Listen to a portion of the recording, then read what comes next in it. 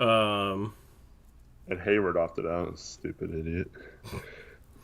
I wonder what's gonna happen with him. All right, you ready to go?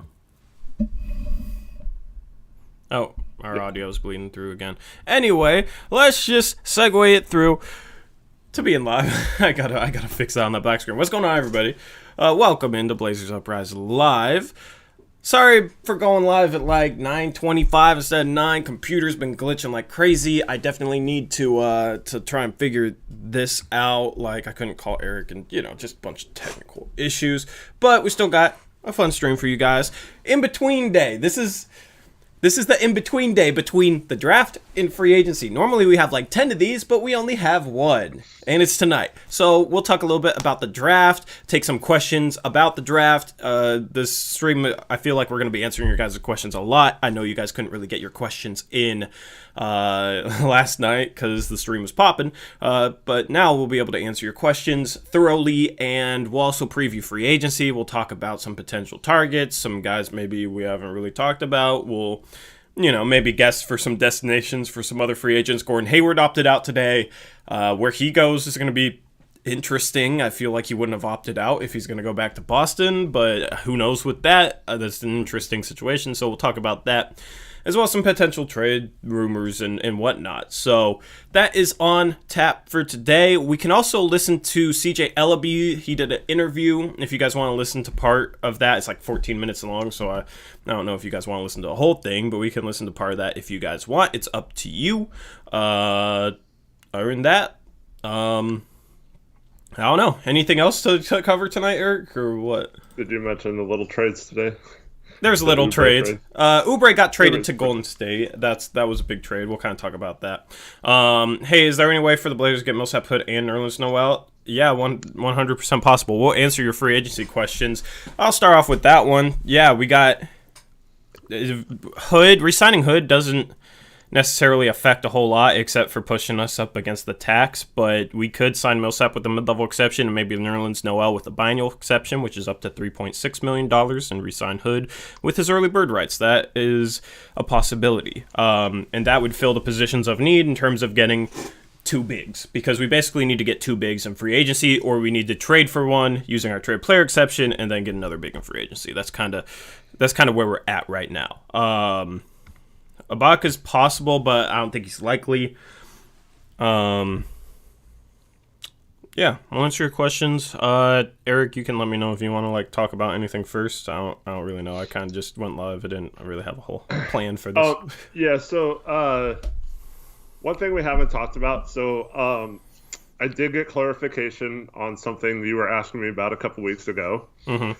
We can, in fact, use our trade exception in a sign-in trade. Dope. So where'd you get that clarification? Just curious. I got it because Bobby Marks, I think it was, it might have been Eric Pincus or someone, was talking about the options that Golden State had with their trade exception.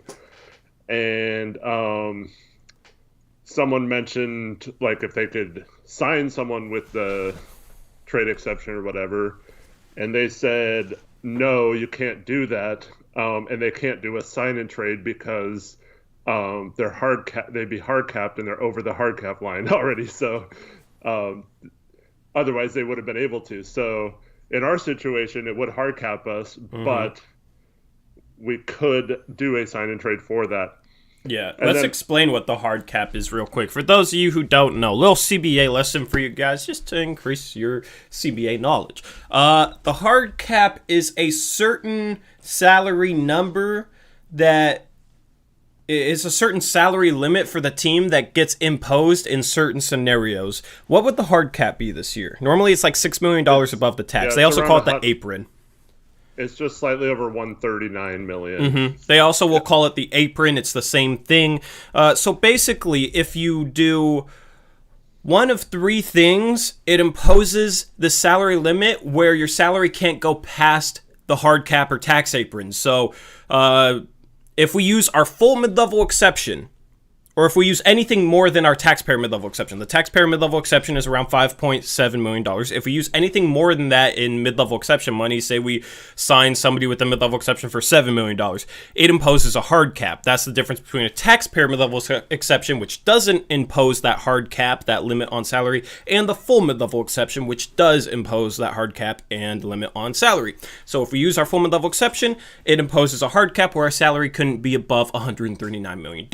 If you sign and trade to bring a player in, it also imposes that $139 million hard cap. If you use the biannual exception, it also imposes that $139 million hard cap. So if you hear us talking about hard cap, tax apron, that is what we're referring to. And that's what Eric is saying, is that there's a question about using a traded player exception to sign a player, and the response he got was they couldn't do that because they would be above the hard cap, and bringing in a player via sign and trade imposes that hard cap. The thing is, we shouldn't have to really worry about a hard cap because we're far enough below where we should be able to use our mid-level exception and our traded player exception and our biannual exception and stay under the hard cap, possibly even stay like... We probably couldn't use all three and stay under the luxury tax, but we could probably use all three and stay under the hard cap. So that's the thing, is like we're not really having to deal with that. Other teams do. Milwaukee was one of them, with potentially sign and trading and bringing Bogdanovich in via sign and trade, and they were going to be really close to hard cap, and they were only going to be able to use minimum salaries to fill out the roster after that. But of course, that fell apart. Right. So yeah, just a little lesson for you guys. Go on, Eric. And a couple of clarifications. One is, like the Milwaukee situation, you have to be far enough under the hard cap as well to be able to fill out your roster with minimum contracts after the trade. So you can't just trade for someone right up to the amount of the hard cap. You have to account for roster spots that you have remaining that you have to fill. And then it lasts for the entire season until the next free agency period starts. So at no point during the season could we make a trade or anything like that where it brought in more money if we're up against that tax line or the hard cap line. And then the other distinction I want to make is the difference between the tax line and the hard cap line. So Tori kind of touched on it, but I feel like in the Blazers' position, they don't want to be a tax team, which is different than getting hard capped. Because the Blazers could use all their stuff, but just sign someone to the tax mid-level exception and not use the full mid-level exception and not get hard capped if they just traded for, say, Enes Kanter or someone like that with the $5 million with the trade exception. They could go as far over the hard cap line as they wanted to if they don't get hard cap. That's what Golden State's doing right now. Because they're not going to use a mid-level exception. They can't because they're already over the tax line. So that's why we only had that. That's why we only had $5.7 million in free agency money last year. It was because we were over the hard cap, because we had like Hassan's $27 million and Bazemore's $19 million on the books. So we were over the hard cap line. So we only could use our $5.7 million taxpayer mid-level exception. The thing is, we had to use our mid-level exception to assign one of Curry, Cantor, and Rodney Hood because we didn't have like their free agent rights that we normally would with our own free agents. So we had to use the 5.7 mid-level exception on only one of those. That's why we could only keep one of them, and we used it on Rodney Hood. That's why Rodney Hood gave up money last offseason. He could have probably made $8-9 million. He wanted to stay here, and we could only offer him 5.7, so we gave up money. Now we don't have to use our mid-level exception on Rodney Hood because he's been here for 2 years instead of one, essentially, and now we can sign him for up to $10 million. So that's just kind of the difference between last offseason and this offseason. And Vivek's asking what the mid-level exception is. So if you're over the cap, the NBA has a rule called the mid-level exception where you can use that to sign a player even though you're over the cap. And the full mid-level exception is based on like the average salary. So like last year is the same as this year because they have the same CBA in place as last year. So it's $9.3 million or just under that. Yep. And you can just sign someone even though you're over the cap. And if you don't want to get hard capped, you can use the smaller one, which is called the tax mid-level exception, and not get hard capped. So yeah, there's just an avenue for teams that are over the cap to still be able to sign a free agent. That's why, because we're over the cap. That's why we're able to be a free agency player this year, even more so in the past. Because in like the past few years, we've been over the cap and had a salary that was so high that we could only use the smaller mid-level exception, the taxpayer mid-level exception, for about $5 to $6 million over the past few years. This year, with Whiteside's contract coming off the books, with we traded Bazemore for a reason, so we saved a ton of money there. We have enough money coming off the books where we're far enough under the hard cap to be able to use our full mid-level exception. Yeah, so we have, basically, even though we're over the cap, we have $9.3 million to spend in free agency that we can use, even though we're over the salary cap, and that $9.3 million is the mid-level exception. They call it an exception because we're over the cap, but it's an exception that allows us to spend money despite us being over the cap. And just another distinction is it's going to all matter if we re-sign Hood or not. Because if we re-sign Hood, it's going to limit what we can use in other areas if we're trying to stay under the tax. If we don't care about the tax, I guess it wouldn't matter. But I'm pretty sure, yeah. I'm pretty sure we could re-sign Hood for up to $10 million, use our full mid-level exception, and use our biennial exception and be like right up against the tax. Yeah, that's fine. So I did the math because once I found out about that today, so I was trying to figure out if we could use the full trade exception of $7.1 million to sign, say, a Maurice Harkless or someone like that in a sign-in trade, and use the full MLE on like a Millsap, and re-sign Hood, re-sign Gabriel, because we're at 9 roster spots too, so we have to fill at least 5 spots, probably 6, I would say, in this season in particular, because we don't know what the COVID things are going to be, the protocols for that, like how many times players might have to sit out if they're sick or have a false negative or false positive test or whatever. But so we don't know all that kind of stuff. So I would not do like Olszewski normally does and want to have an open roster spot. I don't think that is a good way to go this year. So, but you have two-way players that can basically play all season long. They just have to be inactive for a certain amount of games. So you do have that insurance. So I'd be fine with 14 players because you'd essentially have 16 with the two-way guys. No, Vivek, you cannot do that. He's saying, can we offer under the table money to Christian Wood plus the mid-level exception? That's a way to get completely screwed out of draft picks for a decade. And they stripped like 3 first-round picks from them. So unless you want to be absolutely screwed, no. Yeah. But anyways, so doing the math, so the full mid-level exception, 9.3, the trade exception, say $7 million. So you're at roughly a little over 16 million, right? Mm-hmm. I wish I had graphics for this. Yeah, so you have 16 million.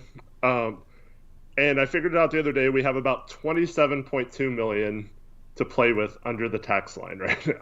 So we're at 16 with those two, still need to sign at least 3 more players. You sign Wynn and Gabriel for just, it's like slightly under $2 million. So let's just say 2 million.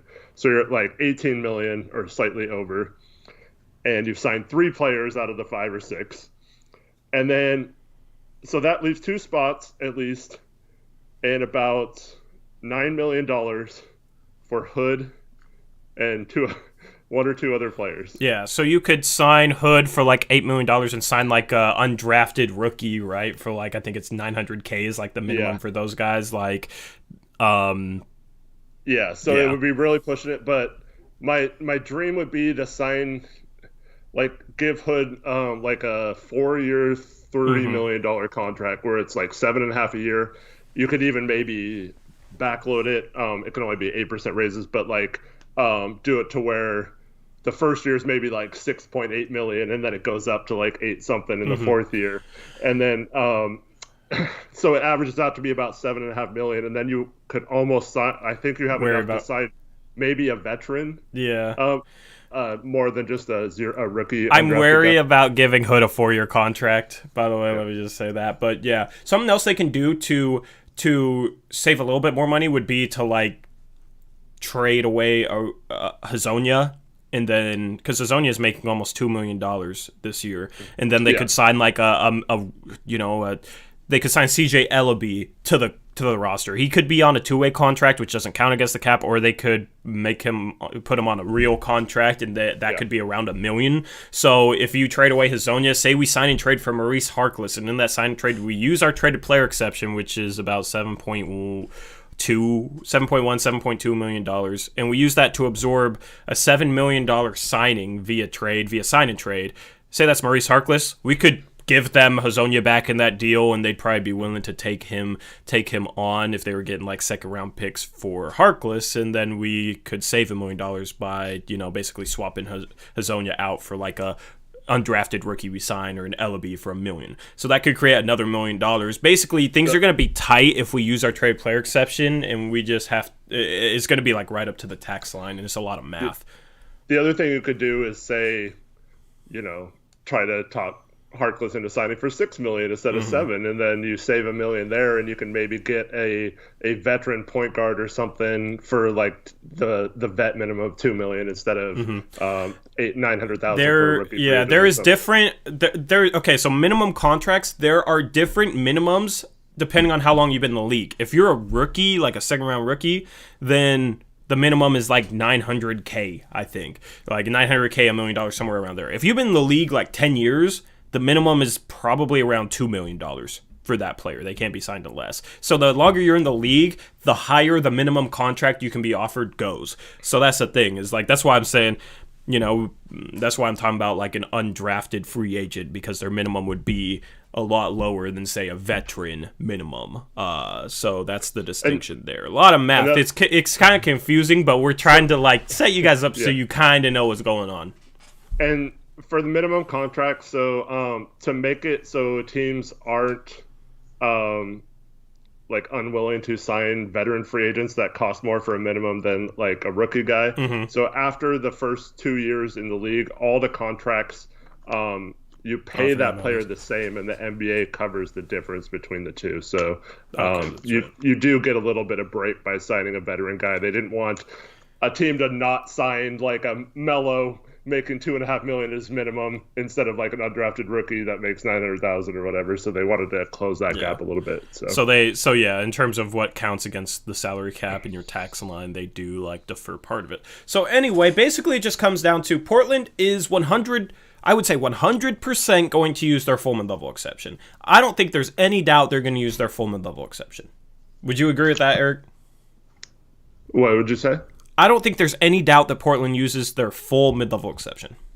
Yeah, the only way I'd say that is we strike out like on every big name free agent, and we can sign someone for 5.7 and we don't have to pay him more, then maybe. But I don't know why you wouldn't try to get another player in that situation too. Yeah, I mean, in that case, you can split up the mid-level exception, by the way. So say, 9.3 mid-level exception, you could use that on two guys making $4.6 million. That'd be $9.2 million total. So you don't have to use the full mid-level exception on just one player. You can split it up on two.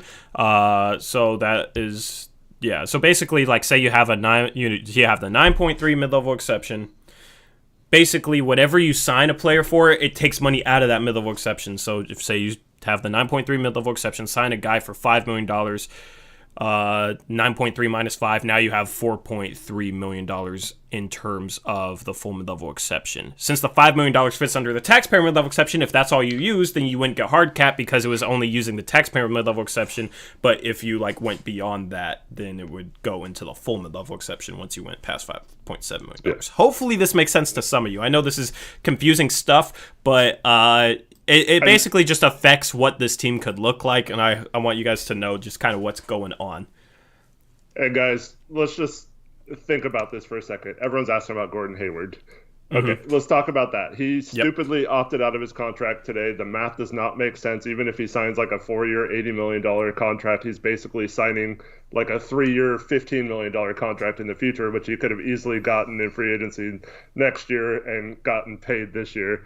So I don't know if he just wanted to leave Boston that bad or what, but think about it. he didn't opt out of a $35 million contract to sign with us for 4 years and $36 million, which is the most we can offer him as the mid-level exception. So he's not going to offer out a 1-year deal for the same amount we can offer him in a max, the max amount we can offer him. Yep. So he opted out of $35 million next year. We only have $9.3 million to offer him next year, like on a yearly starting salary. He's not going to downgrade. He's not going to give up $24 million. No, $26 million to go from Boston to Portland. He's going to be a guy that's going to get at least like a $20 million contract in free agency, most likely. He's worth that amount. You know, it might have to be a sign and trade for it to be to a contender, but there will be teams like out there looking to get their hands on Gordon Hayward that will try and you know, pay him more. Now, the thing is, we don't really have the contracts to potentially sign and trade for him. Because we ain't going to trade Rocco. We're not going to trade Rocco for him. And the thing is, Rocco only makes like $12 million, and Gordon Hayward's going to get like $20 million. Other than Rocco, the only contracts we have right now, over $5 million, are Nurkic, McCollum, Lillard. We're not trading any three of those guys for Hayward. Some people suggest McCollum.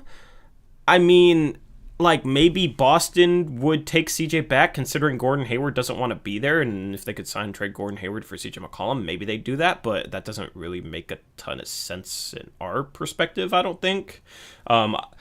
It could make a little bit of sense, but Olshey's not going to do that, so I'm not even considering that as a possibility.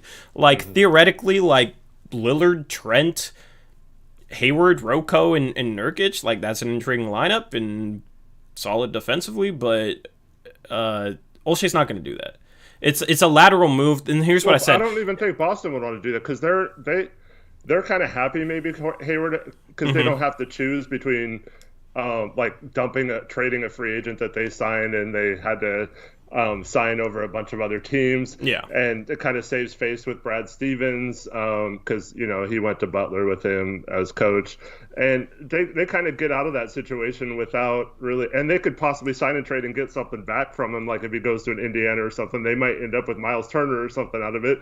Anyway, so this could work out great for Boston instead of having to pay him $35 million and, you know, he might get hurt or, you know, like he was definitely unhappy, I guess. Those rumors turned out to be true if he opted out.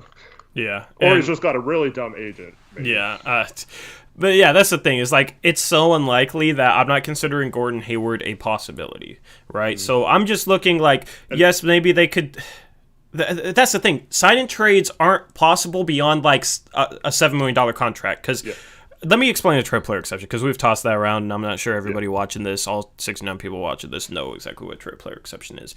A trade player exception cancels out. Okay, let me set it up this way. When you trade, you have incoming salary, basically players you're trading for. So, like, let's just use the Covington Ariza trade as the example. Covington's salary was our incoming salary. Ariza's salary was our outgoing salary. A traded player exception cancels out incoming salary for up to the traded player exception amount. So we have like a 7.2-ish million dollar traded player exception. If we traded for a player making $7 million, that traded player exception would completely cancel out their incoming salary. It would be zero. Therefore, we wouldn't have to trade anybody back, since we wouldn't have to match salary, since 0 equals 0. If we traded back $0 million and brought back $7 million, we could use a trade player exception to make it so that we're bringing back $0 million. So it cancels out. You can't use it on a player making like $7.5 million, since the trade player exception is only 7.2, and it would have no effect on any contract above that.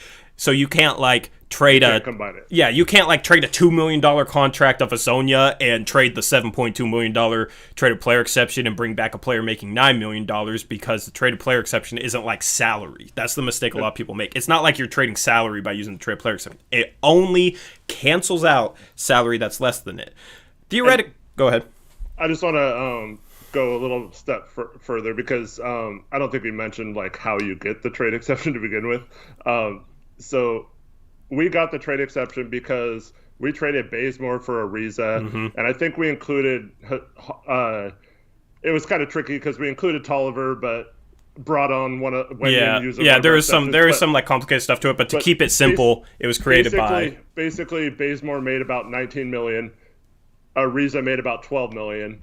And so when you trade Ariza for Bazemore, it's basically like saying, okay, Portland traded out more salary than coming in, so here's $7 million to use for up to a year in the future to match that previous trade. Yeah. So that's why we have the $7 million. Yeah, basically trading out $19 million, bringing back 12, $7 million difference. That creates a $7 million trade player exception. That's where we got it from. So theoretically, we could sign and trade for a player without trading anybody out for up to the traded player exception amount. Because say we sign and trade for Maurice Harkless, we offer him a $7 million contract. New York agrees, and say they're willing to let him walk anyway. If we sign Maurice Harkless, if he's able to agree to a $7 million contract with us, we can go to New York and say, hey, we know you're probably going to let this guy walk anyway. If you sign and trade him to us, you can get a free second-round pick. In that case, New York probably says yes. It's either let Maurice Harkless walk for nothing or they get a second-round pick. Of course they're going to take back the second-round pick in that situation. And that would create a sign and trade. The reason why that's useful is if we just signed Maurice Harkless for $7 million without a sign and trade, that would take up $7 million of our mid-level exception. However, if we used our traded player exception in a sign and trade bringing Maurice Harkless in, the traded player exception would cancel out his incoming salary. We wouldn't have to trade anybody back. And since it's a sign and trade, it wouldn't take any money out of the mid-level exception. So we could theoretically sign Maurice Harkless to a $7 million contract, sign and trade for him, toss in a future second, and still have our full $9.3 million mid-level exception. So we could potentially sign a guy for $7 million and sign a guy for $9 million, like if we use our trade player exception. And that might be why we haven't used our trade player exception yet. Maybe Olshey's planning to do that. So, like, Maurice Harkless might not make $7 million, maybe it's $5 million, still fits under a trade player exception, still makes sense to use it like that to save our mid-level exception money. Does that make sense? Hopefully that makes sense, because I want our full mid-level exception to go after one of three guys, Gallinari, Ibaka, Millsap. Millsap's definitely the most realistic. If we sign Millsap right away tomorrow, $9.3 million, I'll be really happy he fits what this team needs, can be the starting four next year. We would still be a player because of that traded player exception, and so we could sign another guy for up to $7 million and use the trade player exception to sign and trade for him. So that's kind of where we're at right now. Yep. I'm trying to answer questions in chat, but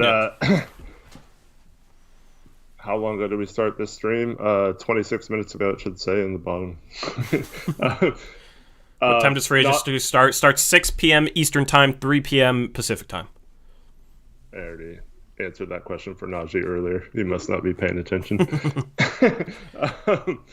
That's the thing. People be like, bro, you never answer our questions. It's just people like we answer their questions and they don't hear. It's like, dang. So everyone was talking about now, like, oh, can we sign a trade for Bogdanovich now that he doesn't want to go to Milwaukee, and he's he's close with Dame. They like each other's posts on Instagram, blah, blah, blah. Okay, listen. Bogdanovich was going to make almost $15 million if he agreed to that sign and trade with Milwaukee, which we'll have to get to, too. The NBA is investigating that now, and there's going to probably be punishment. And also, they could strip draft picks from Milwaukee, which means that it would void the Drew Holiday trade because they would not have the draft picks to trade for that. That could be huge. I doubt they would come down that hard on him, but that's pretty crazy. And that might be tricky considering they're trading so many picks for Holiday. But yeah, so here's the thing is like Bogdanovich is not going to sign. He's going to sign for more than the mid-level exception, so we can't sign him with the mid-level exception. Via sign and trade, he's going to sign for more than $7 million, which is all that we can sign and trade for using the traded player exception. So essentially, to sign and trade for Bogdanovich, we would have to match his salary in a trade, meaning we'd have to trade out like Robert Covington, and considering how much Bogdanovich will probably sign for, we'd have to trade out more than Robert Covington. It'd have to be like Robert Covington and Zach Collins or something like that in order to sign and trade for Bogdanovich. To $20 million, and that's why he didn't accept that trade, and Milwaukee can't match that. So exactly. So therefore, like it's not an option for us because it'd be ridiculous to, like, Covington is just as good for this team as Bogdanovich, like, maybe even better, you know what I mean? So we're not going, like, he's not an option. Anybody that's going to sign for more than our mid-level exception is not an option right now. Yep. It's not an option. Because we can use the trade player exception to bring in somebody making $7 million. We can use the mid-level exception to bring in somebody making $9.3 million. Anything more than that is not an option because the mid-level exception and the trade player exception basically can't do anything for those contracts, and it'd have to be a signed trade where we trade out Covington, which we're not going to do. Trade out CJ, we're not going to do. Trade out Dame, Nurkic, we're not going to do that.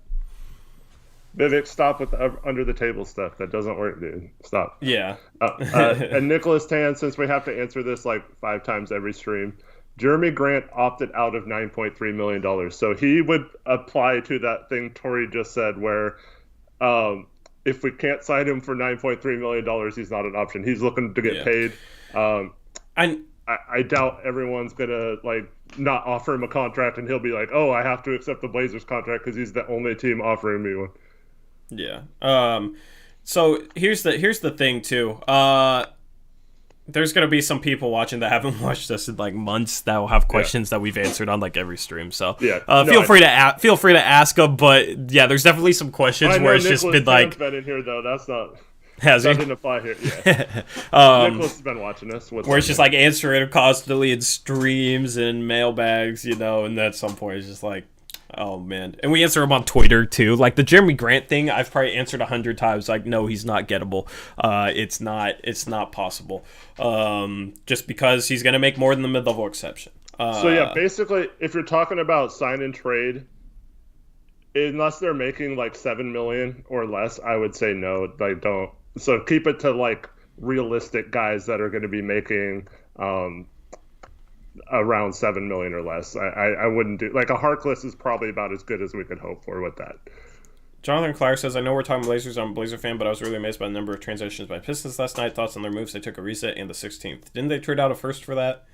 So that's kind of meh. They traded out a first and then they got the 19th pick later, and it turns out they gave up 4 second-round picks in that trade as well and gave up Kennard for the 19th pick.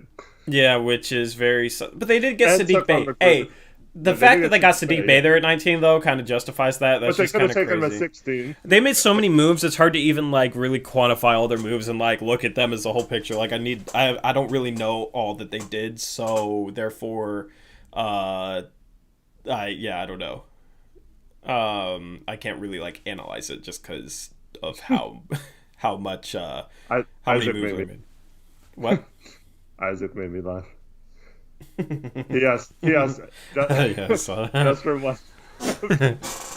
Got a question. Who do you think the Blazers will 90% get before the season starts? There's nobody that they'll 90% get. I feel like Paul Millsap's going to happen. There's a reason I put him in the thumbnail. I feel like Paul Millsap's going to happen. The thing is, let's just go through this. Let's just go through what a Paul Millsap.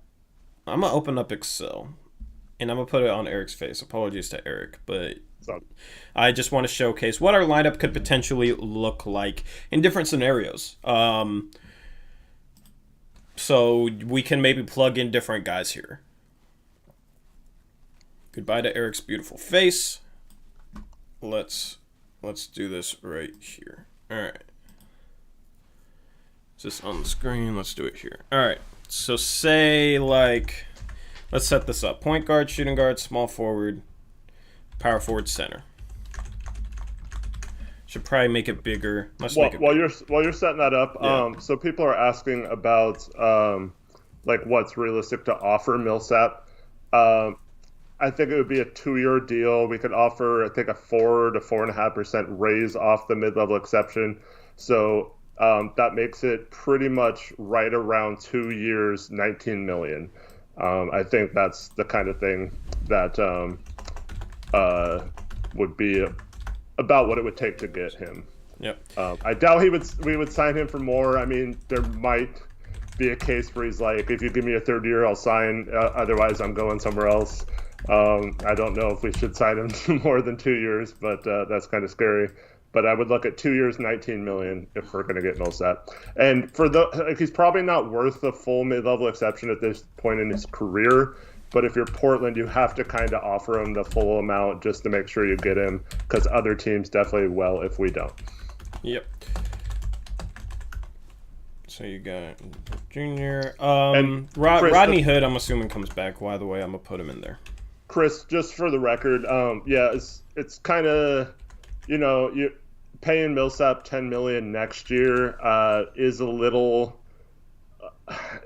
You don't know how much he's going to fall off, but the thing is, we talked all offseason about how we don't have contracts to trade, but if we sign him to a 2-year deal, then we have a $10 million expiring contract to trade last summer. And you look at some of the trades people made this summer with expiring contracts and stuff like that.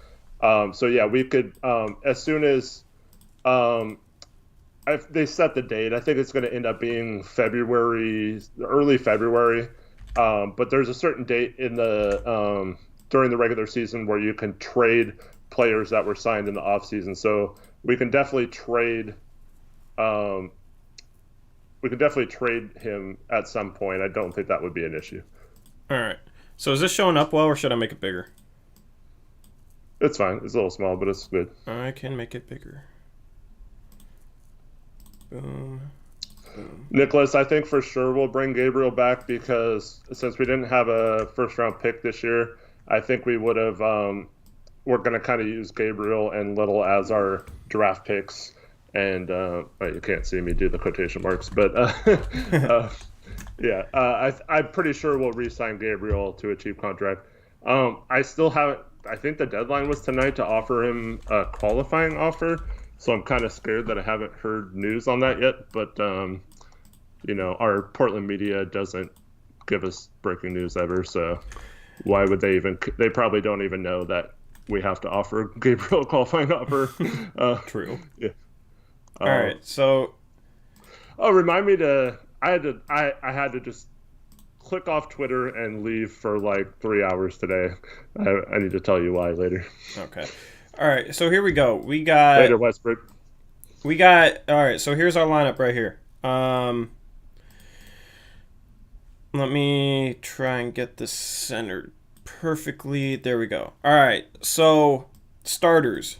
In red, we have 3 positions in red. All right, basically, one of them will be filled by Zach Collins, and 2 of them will be filled by free agents, I'm assuming, or a TPE guy. Like, say we get somebody with our trade player exception, somebody with our mid-level exception, and Zach Collins, right? And that'll fill out our rotation. We basically have 2 rotation spots to fill. Let's just start with the first scenario. Let's say we sign Paul Millsap, which I think is like kind of the most likely bet. Then Paul Millsap with the mid-level exception. That would allow us, like with the biannual exception or maybe the traded player exception via sign and trade or on the trade market, to go after either a power forward or center, because Paul Millsap would probably slide in as our starting power forward. Zach Collins can play the backup power forward or the backup center. So then it would open up our options a little bit more. We could go get either of these positions. Say we used our biannual exception. Say somehow we can get Maurice Harkless for our biannual exception. That would mean Harkless would be our backup 4. Zach Collins would be our backup 5. Say we got Nerlens Noel with the biannual exception. Nerlens Noel would be the backup 5. Zach Collins would be the backup 4. Does that make sense? So basically, if we went out and got like Maurice Harkless and Nerlens Noel, you'd probably bring Maurice Harkless off the bench. You'd probably bring Nerlens Noel off the bench. He can't play next to Nurkic. And then Zach Collins would be our starting 4 in that scenario, in my opinion. So basically it comes down to this situation where we have 2 spots to fill, or we have 3 questionable spots in our rotation. Zach Collins will fill one of them, and then we have to go and get 2 more players to fill the other 2 spots, right? It could potentially be, if we ran it back, Hassan Whiteside is our backup center, and Carmelo Anthony as our backup 4, and Zach Collins as our backup 4, or something like that, right? So any combination. Maybe Carmelo starts and Zach Collins is backup 4, whatever. That is basically the situation we're going into in free agency. Does that make sense? Rodney Hood is a question mark. I'll put a question mark next to him. I think he'll be back. If not, that makes things tougher. If it's not Rodney Hood, maybe this is Nasir Little as a backup 3. Who knows? Or maybe if Rodney Hood leaves, then maybe Nasir Little becomes the backup 4, and we go and sign like a backup 3. Maybe you would count Maurice Harkless as a backup 3 or whatever. Maybe we sign Maurice Harkless, use the traded player exception to sign and trade for him, and then we go and sign Paul Millsap. I should just keep this in red for the question marks, and then Zach Collins is our backup center in that situation. So, like, if Hood leaves, it does open up a question mark, but in that case, I feel like we slot Nasir Little in. Or we basically have 3 rotation spots to fill, and maybe Nasir Little slots in, or maybe we get, like, add 3 players to the rotation. Who knows? But I think Rodney Hood's coming back. He said so. He said even if he didn't accept his player option, he still might come back. So I'll put the question mark next to him. I'll put 3.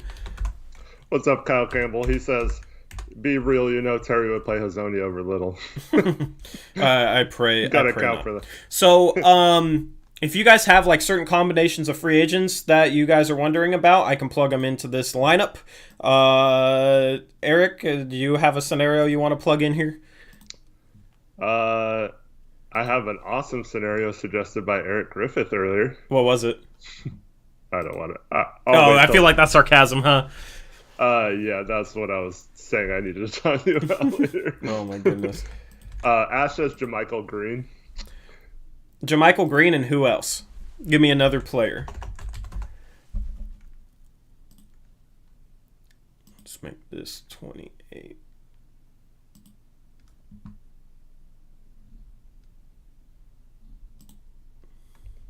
JaMychal Green and Chris Dunn. Chris Dunn, like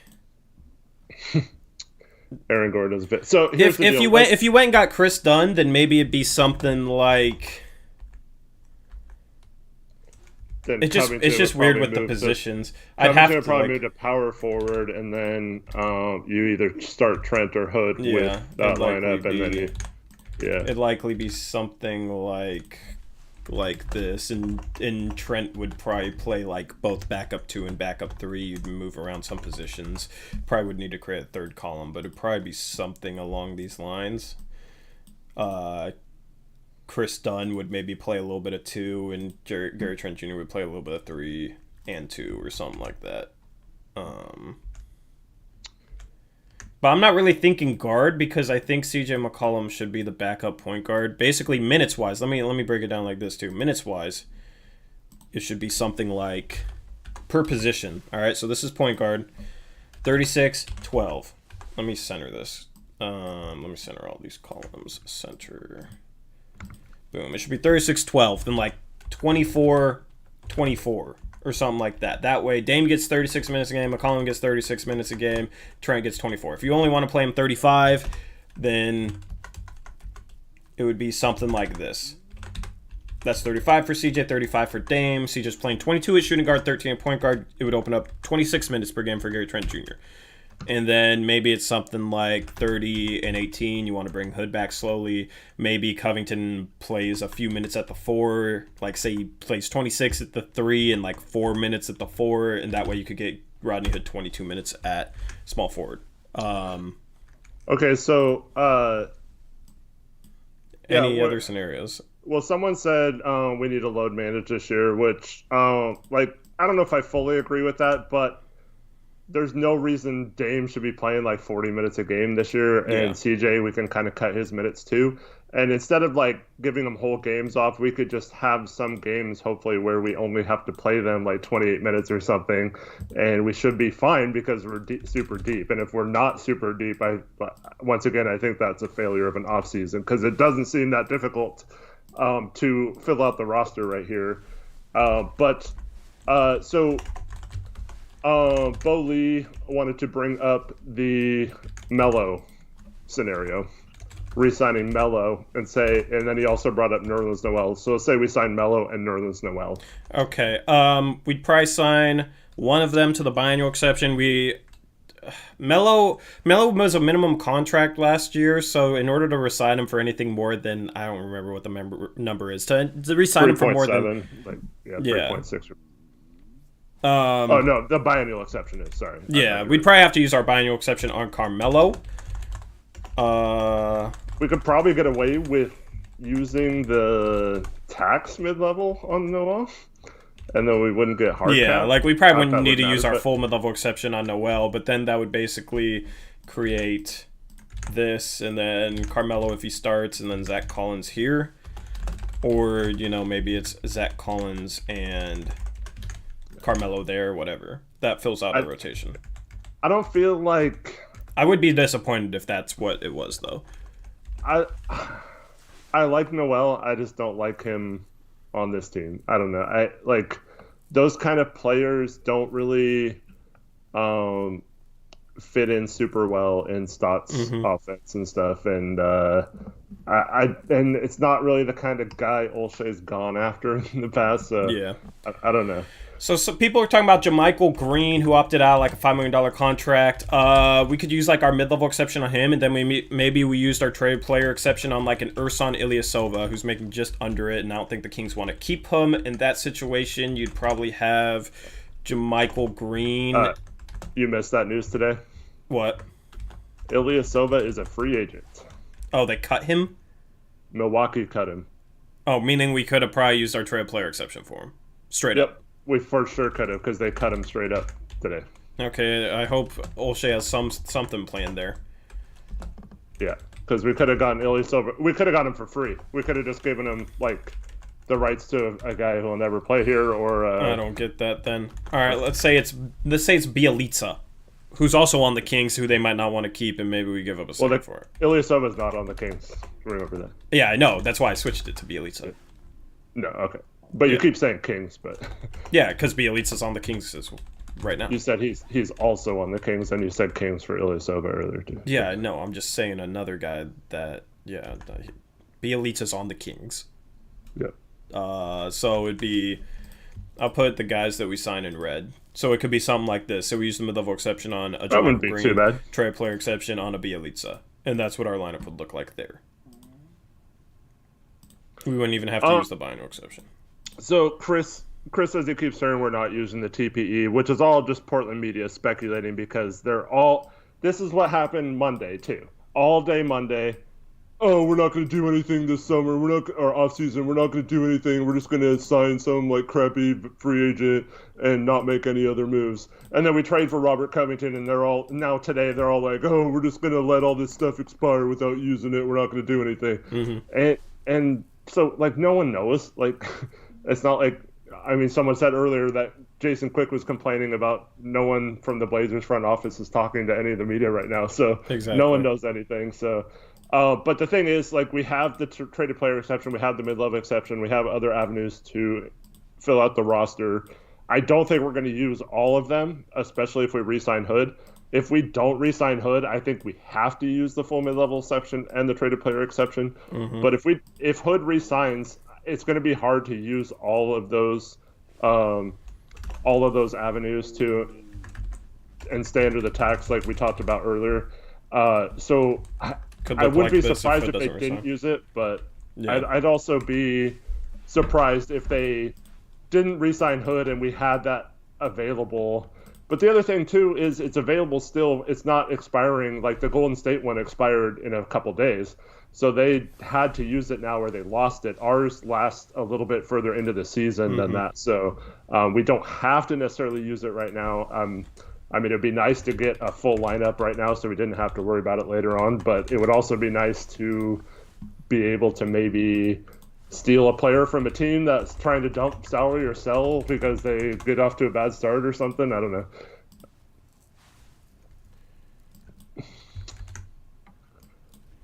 Let me just make sure I'm adding up all the minutes properly.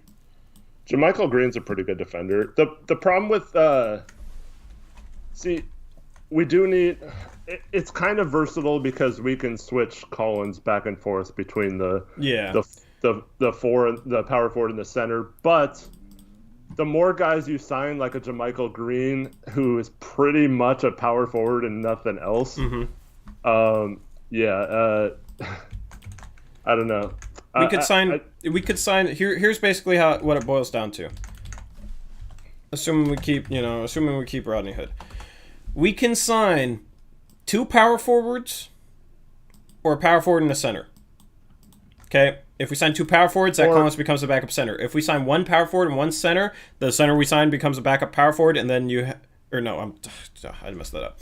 It's 2 power forwards. If that happens, Zach Collins is a backup center. Or if we sign a backup center, then Zach Collins will be one of the power forwards, and the other power forward we sign would be the other power forward. Does that make sense? So it's either 2 power forwards or a power forward and a center. Yeah, That side.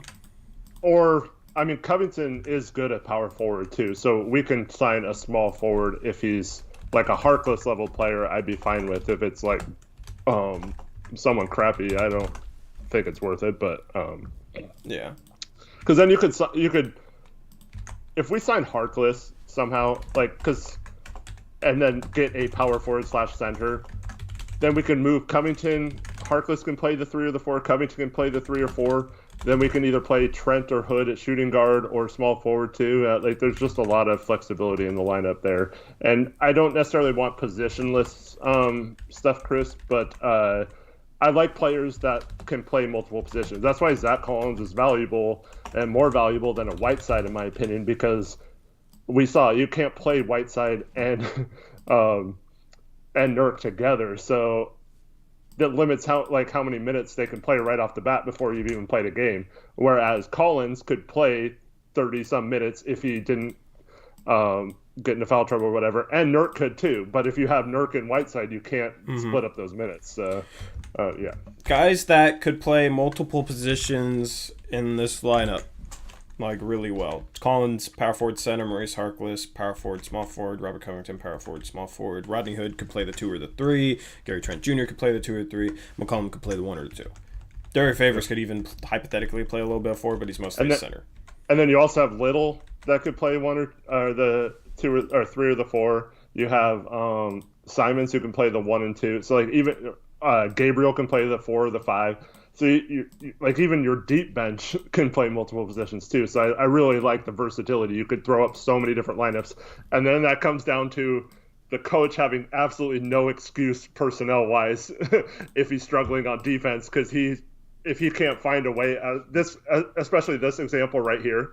If this is our top 10 or 9 players, I guess, because McCollum's on there twice. If that's our top 9 rotation and our defense sucks, there is absolutely no excuse for that, because everyone, with the exception of maybe CJ, is above average defender in my opinion in that rotation. So yeah, Covington really good defender. Collins above average. Nurkic good defender. Derek Favors good defender. Harkless good defender. Rodney Hood a little bit above average, I think. Gary Trent Jr. really good defender. Damian Lillard average to above average.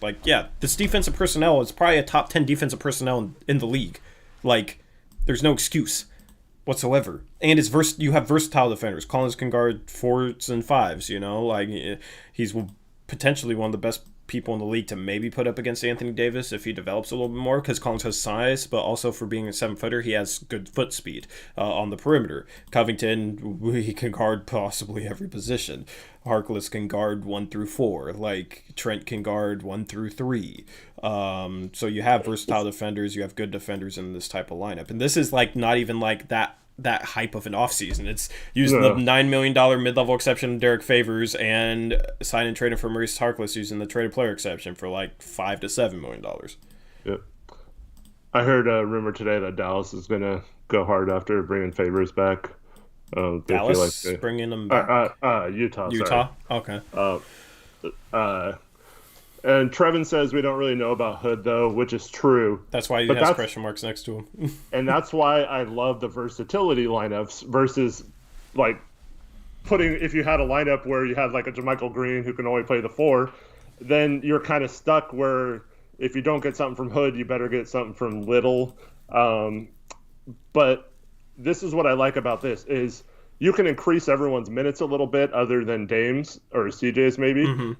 And we'd still be fine, and we'd still have a deep 8-man rotation. You can bring Hood in a little slower, or you can give a Gabriel or a Little a shot to earn minutes towards the beginning of the season if Hood's not ready. Yeah. Same with Collins. So that's why I like having a 9-deep roster is because you don't necessarily need Hood to be great or really good anytime in the next few months. Like, you can just bring him along slowly. Hopefully he's back to somewhat close to normal by the end of the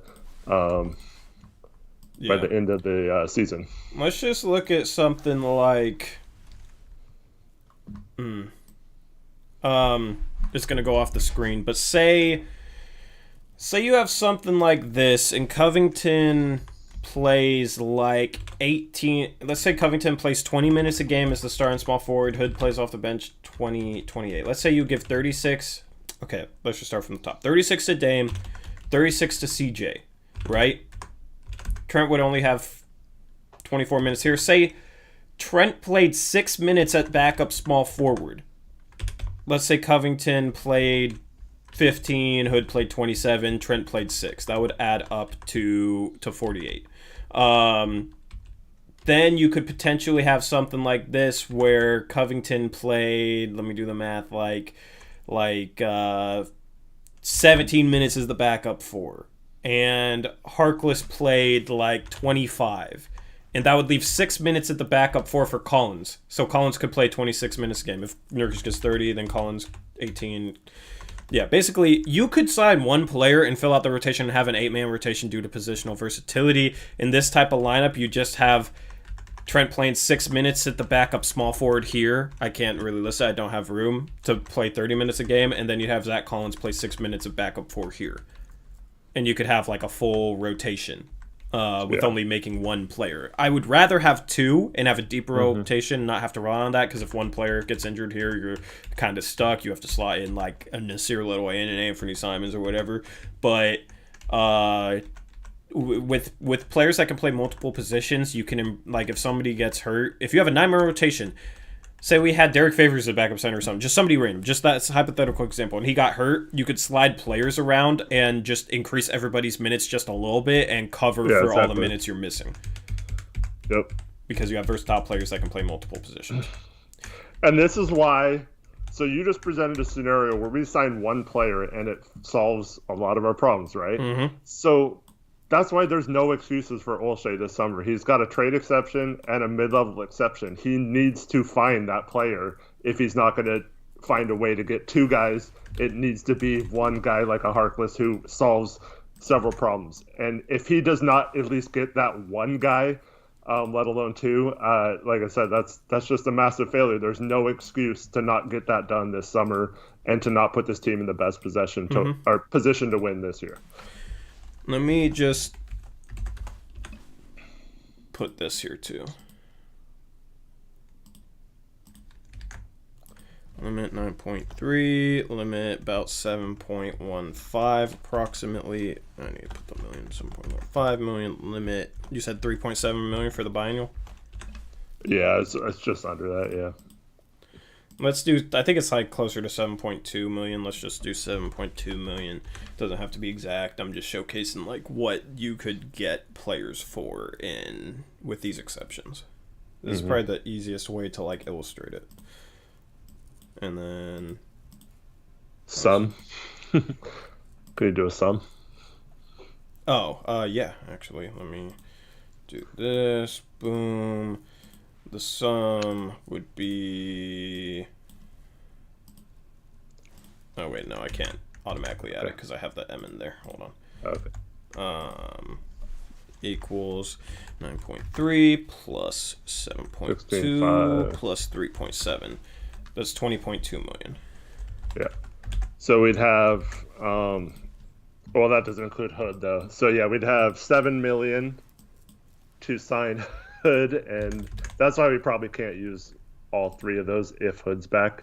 But yeah, if we didn't do the BA, if you just took out the biannual exception, then we're down at 16 and a half. So we have 11 million to sign Hood and then get 2 other players for like minimums or whatever. Yeah, let me do this.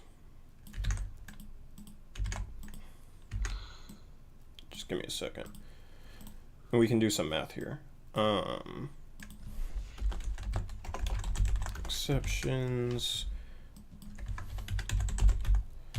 exceptions, and then we can do signings right here.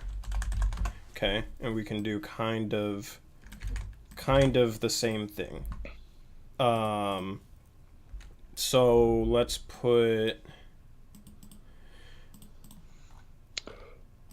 Let's just put Hood at like 8 million, say, because he opted out of 6. He's probably gonna get.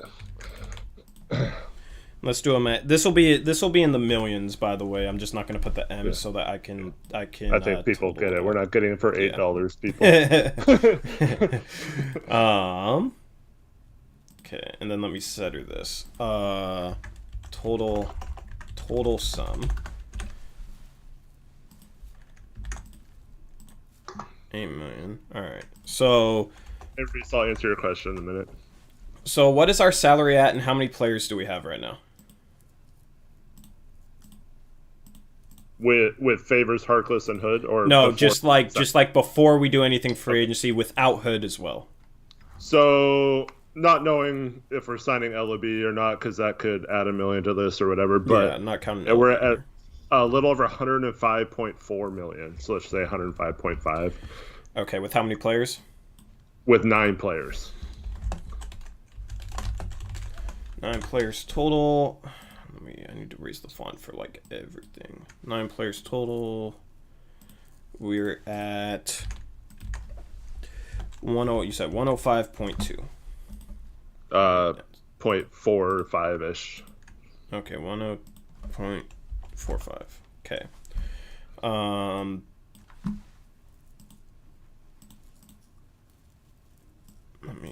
Let me separate this a little bit more, because you said the tax line is.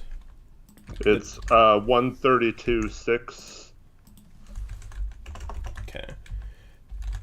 Tax line is math Uprise. 136.63 if you want to be 2 decimal points. It's 136. 132.63. Sorry. Okay. 132.63. Okay. So that means we have. Mike, the tax line and the salary cap are not the same things. That's why we're using all these exceptions, because we're the salary cap is 109, so we're basically over the cap. It wouldn't make sense to use cap to sign someone for $3 million because well, actually we have roster holds because we only have 9 players, so we're right up against the salary cap. So that's why we have to use these exceptions to bring in players, and we can't just sign someone outright for 27 million, because if it mattered that way, then we'd have 27 million to sign someone or whatever. That would be awesome. But yes. So we are 27.18 under the tax with 5 spots left to fill. Let's just keep that. Let me answer Trevin's question real quick. So Ellaby, if we signed him to the minimum, would count the same as anyone that's a rookie that we signed to the minimum. Mm-hmm. So it would only cost a little bit more if we signed someone who wasn't a rookie to a minimum contract. So yeah, probably. I mean, Ellaby is the cheapest contract we could sign, but we also could sign someone else at that cheap contract if we wanted to as well. But my guess is we'll probably sign Ellaby to a 2-way, and then try to keep Horde on a 2-way too, and then fill the roster out elsewhere. That's my favorite. Yeah. All right. So here, I've set this up. Here. All right. With 14 roster spots, I think it's more likely we go with 14 standard attacks. We have 2 ways that can count as players that we can use during the season if stuff gets bad. So I think it's likely we only have 14. I don't know if you disagree with that, but or what? That we go in with 14 players, since 2 ways don't count against the cap, and we can use them all season and basically have 16. Yeah, I don't disagree, and that's Ben Olshay's MO is to leave an open roster spot and just don't. Yeah. So, okay, this number is important because we're going to want to stay under the tax. So this number is important. This number is important. So let's just. Now we can see if we're under the tax depending on how much we sign guys for. So let's say Hood, $8 million. Let's say Harkless, $7 million, sign and trade, And I shouldn't put the M. Okay. Yeah. I don't want $7. Yes. Okay. Hood for $8. Harkless for $7. Wow. Okay. Hood for $8 million. Harkless for $7 million. Let's say we sign Paul Millsap for the full mid-level exception. Okay. Paul Millsap. Full mid-level exception. Paul Millsap. Why did I make the eye like that? That's $9.3 million. Okay. We would then be $3 million under the tax. Is that right, Eric? Yes. And we'd have 2 roster spots left to fill. Say we re-signed Wenyen Gabriel. What's like a good amount for him? Like 2. That's it. Is that his minimum? I think his qualifying offer is like 1.8 something. So we'll just round to 2. And then say we sign CJ Ellaby. His minimum contract is 0.9. Yep. 898,000. Yep. We would be about 100,000 under the tax line. And let me just say this.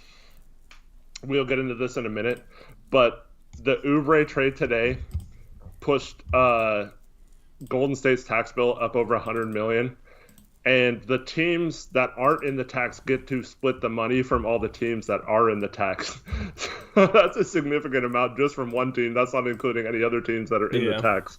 So you're looking at like a minimum like $3 to $4 million payment for each team from Golden State just by them alone. I can move this up, actually. And the other thing is, too, the tax is whatever your roster is at the end of the season.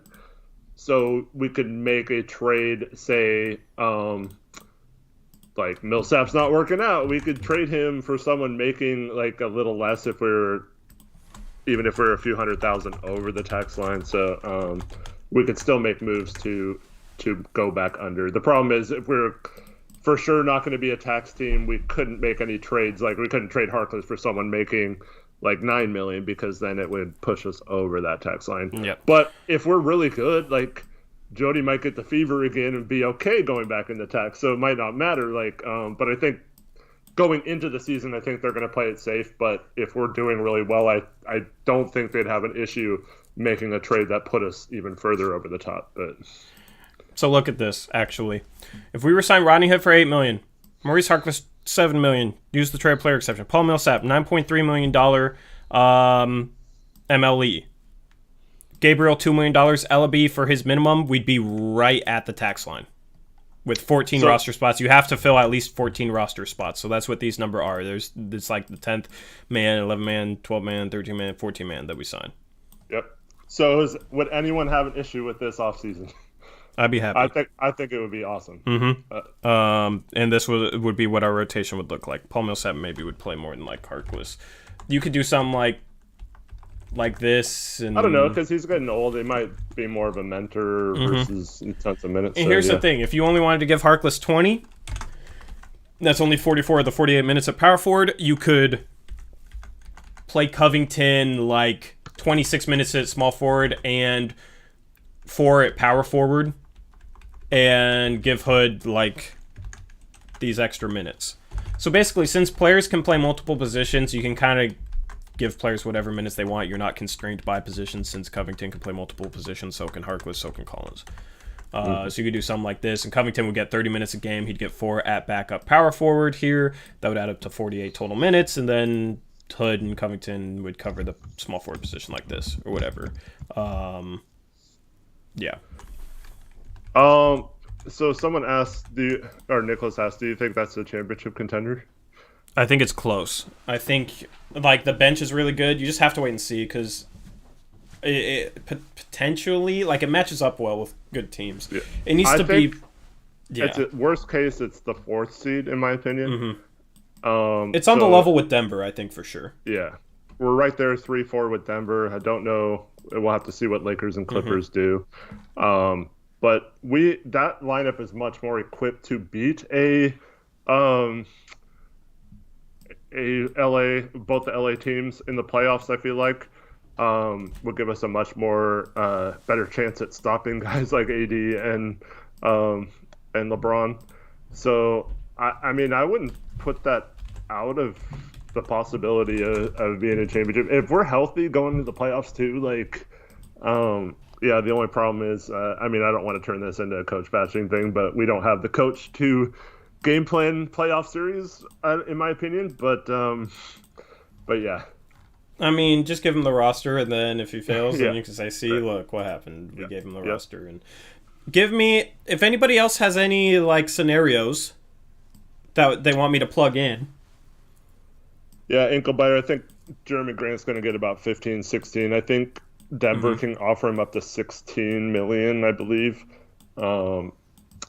Yes, he'll probably get that from someone. Someone's going to overpay. Derrick Jones Jr. I don't like him as an option whatsoever. I don't even want to plug him in. I don't know why some people want Derrick Jones Jr. He's literally a terrible defender and literally can't shoot. I'd rather play Nasir than Derrick Jones Jr., to be quite honest with y'all. We've had a few guys, including Adam Smith, asking about Frank Kaminsky. I do not like the idea of bringing in immobile big men. Yeah, he would fit in offensively, but we already have issues defensively, so I would not target a guy like that. But I could totally see Olshey using our full mid-level exception on a guy like that and then being all pissed off. Garrett Temple, we have these spots covered. Like, okay, let me rephrase it. Give us like two big men to plug into here. Because like Garrett Temple, like, yeah, you could slide Covington up. It'd just get messy with like what we have laid out here. Covington would probably be the starting 4, Hood would be the starting 3. But it doesn't make sense to go after a perimeter player, in my opinion. Christian Wood's probably going to get paid. I mean, he's going to get like 15 mil. Yeah. Portland Mate says Baines. Berton's going to get too much money. He's a restricted free agent. All right, Baines. All right. Let's say Baines. Could we? What do you think? Maybe sign and trade with the TPE. Is that enough for him? I don't know. I think with Phoenix trading a bunch of players, they have his bird rights too. So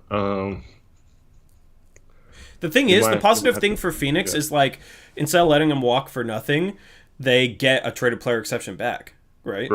Right. Yeah, it might be 50%. There's a weird rule around that, but still, like, and they could get a second. Yeah.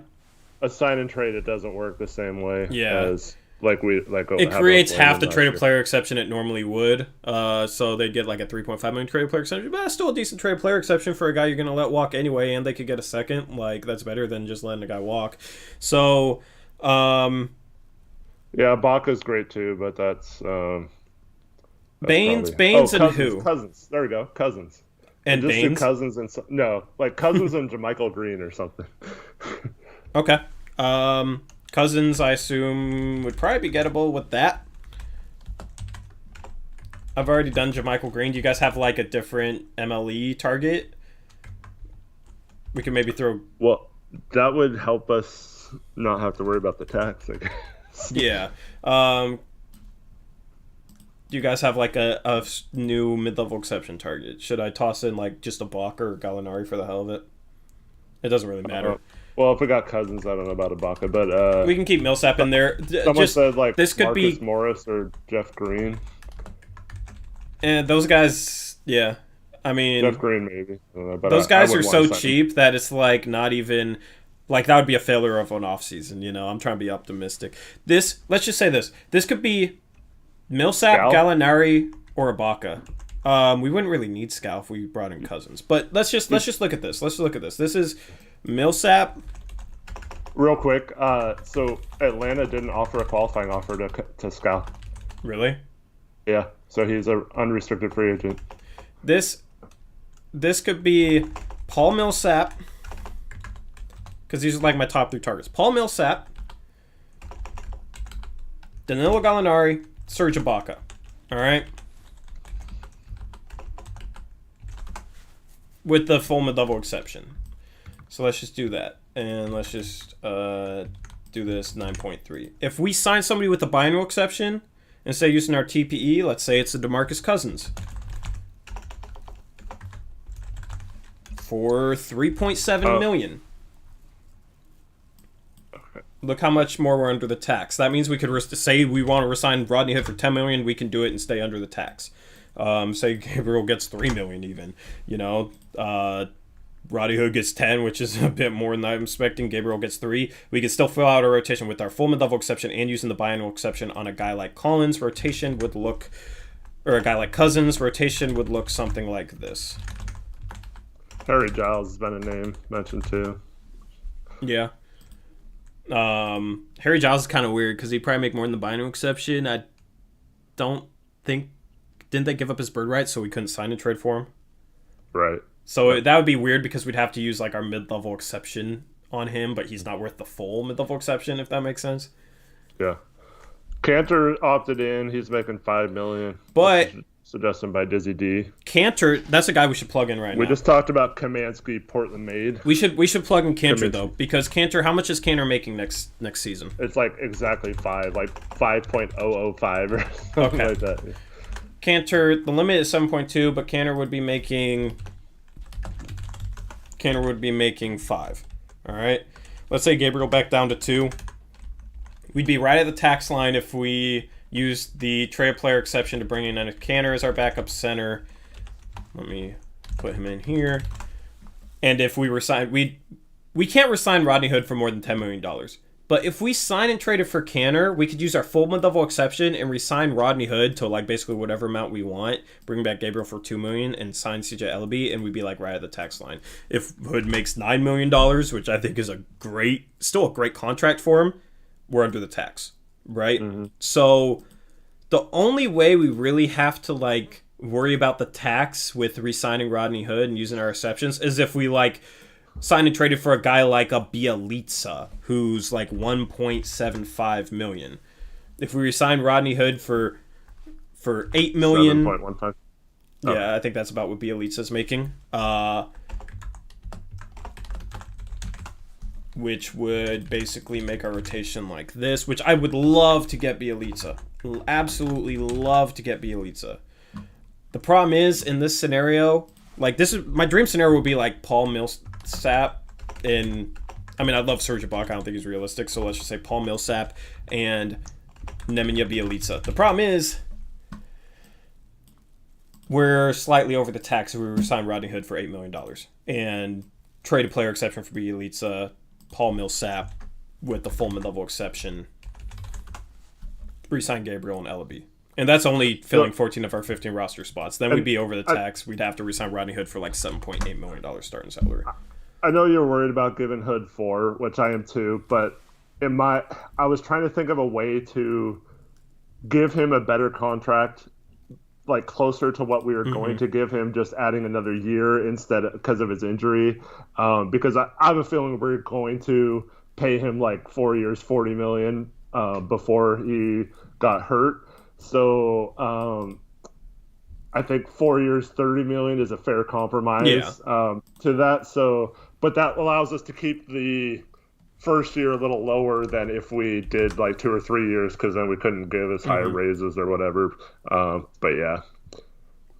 Yeah, we could give him like 4 years, $33 million, and his starting salary would probably be about 7.5, and 8% raises would probably come out to like 4 years, $33 million. And that would be a great contract for Hood to sign coming off this injury. In this scenario, we could use the trade player exception. Bielitsa barely fits under it. The trade player exception limit is approximately like 7.2. Bielitsa is making 7.15 million going into next season.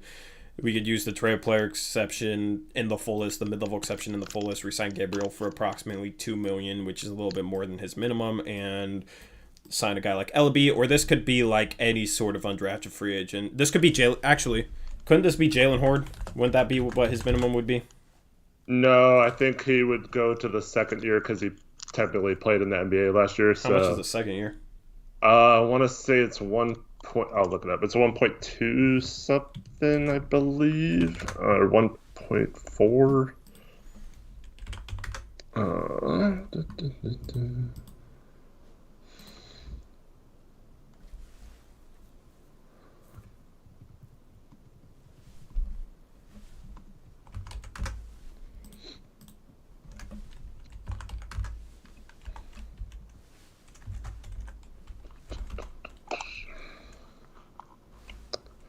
Yeah, 1.445 or 1.446, I guess.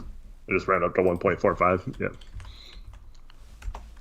Okay, so if we resign Rodney Hood, starting salary $7.3 million, use the trade player exception in the full list, Emily in the full list, resign Gabriel for about $2 million, maybe that's a little bit less, resign Horde, then that would put us right at the tax line. If Hood's starting salary was $7.3 million or 4-year contract, that would be $32.8 million 4-year contract in total, assuming 8% raises. So we'd be like right around the tax. But in this situation, hopefully we'd re-sign Gabriel for a little bit less, and then maybe could give Hood $7.5 million and bring Horde onto the team. This is a rare scenario though, because most likely we don't use all of the TPE. Bielisa's contract just perfectly fits into it to use all of it. And like if things really came down to this, where like we have to pay Hood like $8 million to keep him, we're probably just not going to sign Jalen Horde, and we're probably just going to sign a guy like CJ Ellaby for 0.9 instead of 1.4. Like, this doesn't really matter. You know what I mean? And staying with the tax. So, yeah, I would love this offseason right here. Just simply use the TPE to get Bielitsa and sign Paul Millsap. You have 3 guys who shot 40% from 3 last year on the bench. With a guy scorer like CJ McCollum, a rim protector who can also shoot the 3, and Zach Collins, everybody can shoot. You have good defenders in Trent and Collins. Hood is decent. Bielitsa, I feel like, is a little underrated. Like, that bench would be a top 3 bench in the league. You have 2 really good 3-and-D defenders, smart veteran players, the best forward combinations Dame has ever had, since Aldridge left, probably. These guys would fit perfectly. This lineup would be phenomenal. And definitive one, Davis Bertans is not. He's going to make more than what we can offer, so that's not a possibility. Rondé Hollis-Jefferson and Jabari Parker fit exactly the opposite of what Tori just said. You obviously want decent defenders, but we don't want defenders back here. We don't want to sign players that are only good on offense or only good on defense and are a complete liability on the other end. The thing is, Rondé Hollis-Jefferson and Jabari Parker would be horrible in Stott's offense, and I would not touch either of them despite how good they'd be on defense. I would just stay away from those type of players. I think we can get, as you can see, players that fit more as both good on both ends of the court and are good shooters. So I'd rather go that option than go for someone who's only good on one side of the ball. Yep. Has this made the offseason clearer for you guys in terms of pushing up against the tax? Hopefully it has. For everyone but Vivek. Jabari Parker is not a good 3-point shooter either. If we get guys that are good on offense and defense, I feel like they need to be good 3-point shooters as well, since they're probably going to be playing off the ball a lot, off of Dame and CJ and Nurkic. So Jabari Parker can't shoot threes and he can't defend, so he's poor. Rondé Hollis-Jefferson can't shoot at all. He's a poor offensive fit. He's a solid defensive fit, but he's not a good offensive fit, and that would be a strikeout. I'd rather play Nasir Little over a Jabari Parker. I'd rather play Nasir Little over a Rondé Hollis-Jefferson. Those types of guys I'm not interested in as anything more than a 12th, 13th man, whatever, So Parker does fit into our trade player exception, but I'm not into that acquisition. This is simple too. Millsap, full mid-level exception. Sacramento has a logjam of bigs. Might not want to keep Bielitsa. Boom. Trade player exception. Just 2 moves gives us this lineup. One thing about Ilyasova, he's a free agent now, so you could sign him for cheap maybe if you strike out on, or you don't do a Bielitsa type trade or something. Maybe the problem is we can't use the TPE to sign and trade for him, so maybe biannual exception-wise, Ersan Ilyasova could be a target instead of a Bielitsa, and in that situation, we're well below the tax, and we wouldn't have to sign Ellaby. We could sign a vet point guard or something for a In that situation, we're $3.5 million under. We could resign Rodney Hood for $10 million, still be 1.5 under. So we could have a 15th guy that's Jalen Horde. We could sign both Ellaby and Horde and have 15 players on the roster and still be under the tax. And resign Hood for $10 million if we used the biannual exception instead of the TPE and used our mid-level exception as well. Caleb saying the Kings just extended Bielitsa. Did they? He had a non-guaranteed contract, so they might have just guaranteed it. I think that's what. But that doesn't mean they can't. They can still trade him like we did that with Ariza. Yep. But welcome back, Eric. Howard Ma. Gallinari is going to be one of our first phone calls. I think. I don't know if he'll sign for that the mid-level exception. I think he's looking to get paid and be on a contender. There aren't many contenders that can offer him more than $9.3 million. But as we get into the Oubre trade today, so what I was saying last night was the moves Oklahoma City made was going to have to make them renounce the rights, but then they give up Oubre without any money coming back in. So I think they might have opened up the window to not have to renounce his rights now and could possibly still sign and trade him. Yep. So anyway, that's our free agency preview. Hopefully the picture is clear for you guys. Nobody else is breaking it down as clearly like us. That's why I'm proud of the content we put out in previewing this type of stuff. So like after free agency, we'll go over like how everything fits together in terms of like on the court cohesive fit. That could be a video. That could be an article on the site whenever it gets launched. Been trying to get that launched. And we could talk about it on stream as well. Christian Wood is going to sign for way too much for us to be able to bring him in. Trevin says everyone else in Blazer media needs to have it broken down like that. Yeah, for real. Let me tell you what triggered me today. Unless you want to talk about something else. Go ahead. We'll end with this. We'll end with what triggered you. Well, we haven't talked about any of the trades either. I know we're trying to keep it short, but none of the trades were really that impactful. The only one was Oubre, really. But so just at work, I decided to check Twitter, and I see this from Eric Griffith, who's like he knows the CBA. I'll give him that. I don't like some of his basketball analysis or opinions, but he does know the CBA. And so I read this tweet. It says, Blazers do have one possibility for another all-in move without touching CJ or Nurk. And he says, a sign-and-trade, Whiteside for an overpaid vet. Example, Kevin Love, that a team wants to salary dump. And I was like, are you kidding me? And now, see, here's the problem. Let me show just exactly why that's dumb on here, too. I will do that. And so now I'm convinced there's going to be a team stupid enough to make that trade, and then everyone's going to freaking tell me, like, you idiot, you told us all for, like, the last 8 months we can't sign and trade Whiteside. We just got Kevin Love for him, and I'm gonna rip all my hair out, and I shouldn't have grown it out because now I'm going to rip it all out. Because it's so frustrating. Let me go over all the reasons, and this is a media guy saying this stuff, which is ridiculous. All right, let me go over the reasons why. Okay, the Cleveland Cavaliers are not going to want to sign Hassan Whiteside to a $22 million a year contract for 3 seasons, and it would take. It would have to be like 26 or 27, I think. Yeah. And it would take, he was saying they could non-guarantee the second and third year. They could, true. But why in the world would Cleveland do that? Because they want to get rid of Love so bad that they would be willing to take 1 year of that. But here's the main problem with it. It would hard cap us at $139 million. It wouldn't. No, it wouldn't. Oh, because we're sign and trading. Yeah, so sign and trading out. Yeah, we're straight and trading out. Yeah, so that's what I thought. But we'd be at 10 players, and we'd be like way into the tax. Yeah.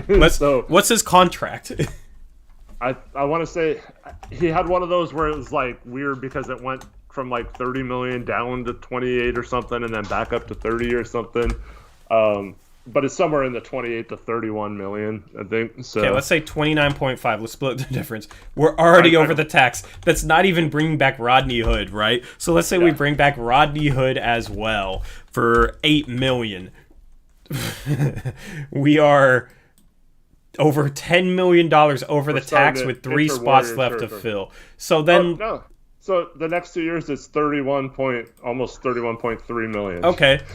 With 3 spots left to fill, we're over $12 million over the tax, right? And that's not really a feasible move because they're not going to sign and trade for Whiteside, and sorting that out would be like impossible from our end. Like I think Whiteside would do it. He would love to get paid.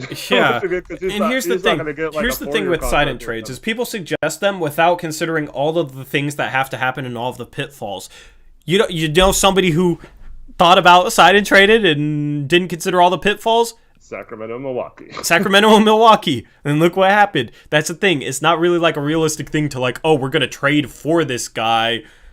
Like you have to sort out the sign and trade with the player first before sorting out the sign and trade player with their team. Like we could sign and trade for Harkless by going to Harkless and offering him $7 million, and then okay, he wants to come back for $7 million, then we can go to New York and sort it out.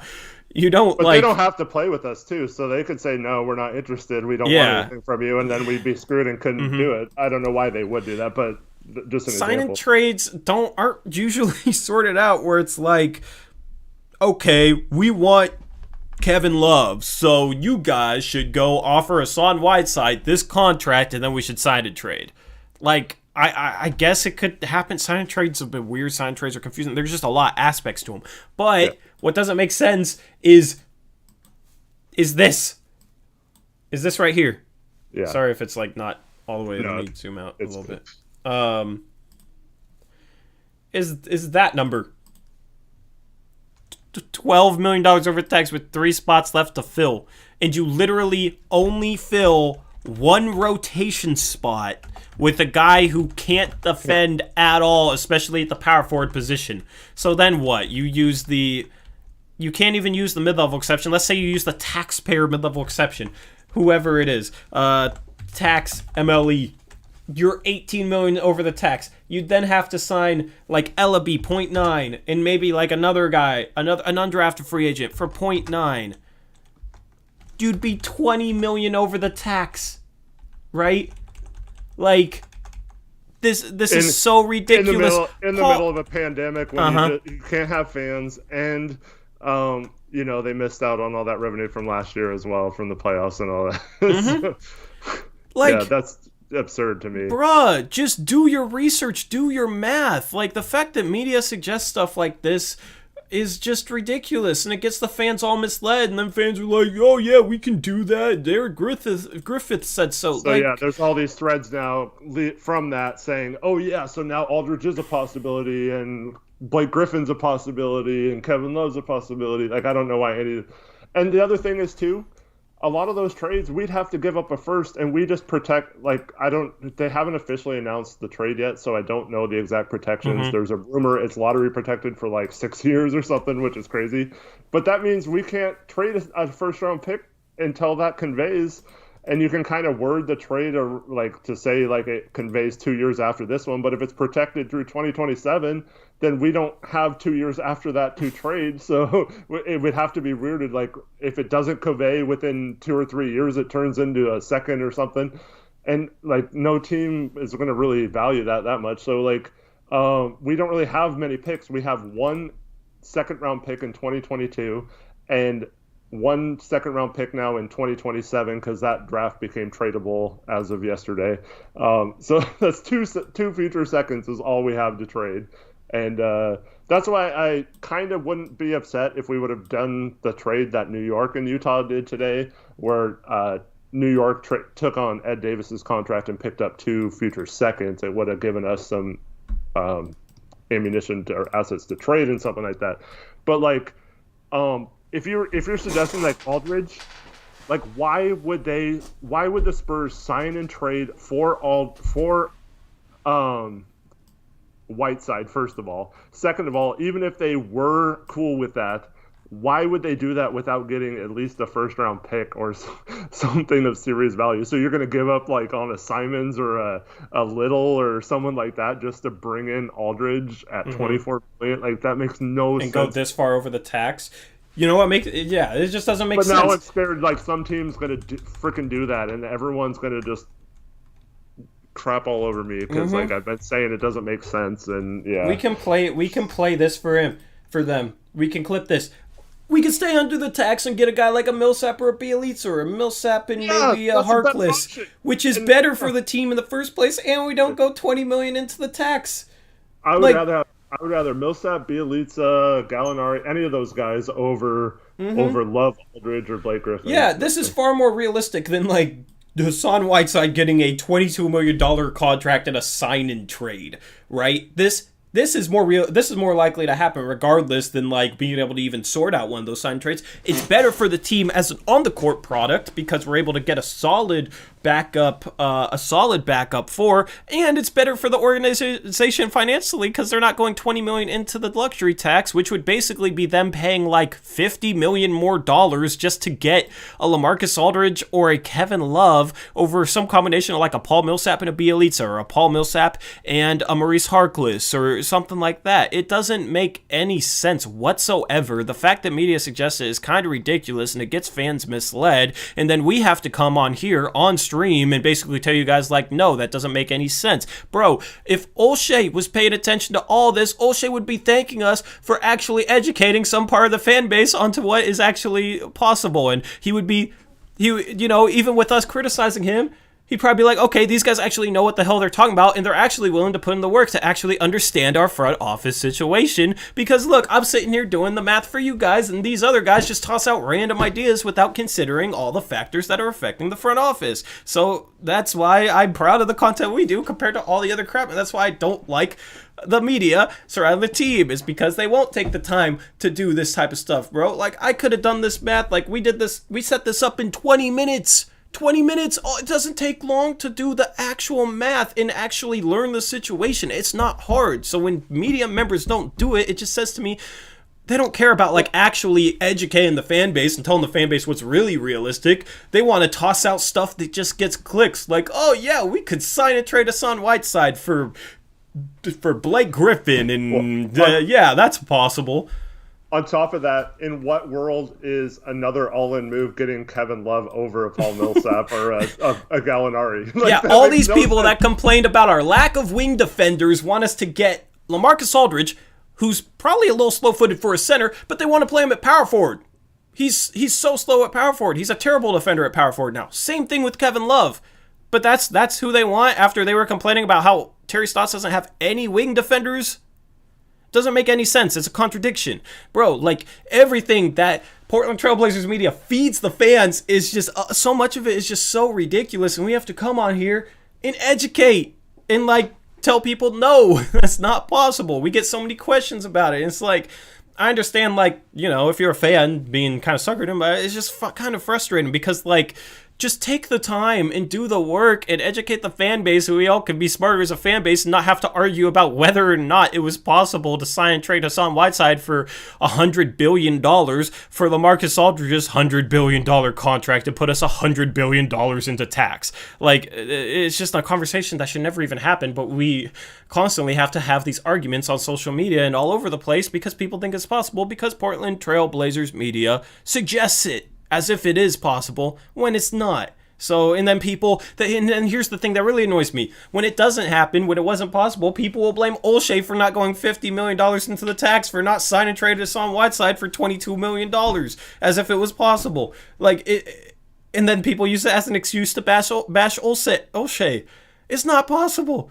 And this would make so much more sense in the first place. Like, gets me ranting. It gets me worked up. It gets me frustrated. Hopefully, those that have watched us actually understand our situation this offseason.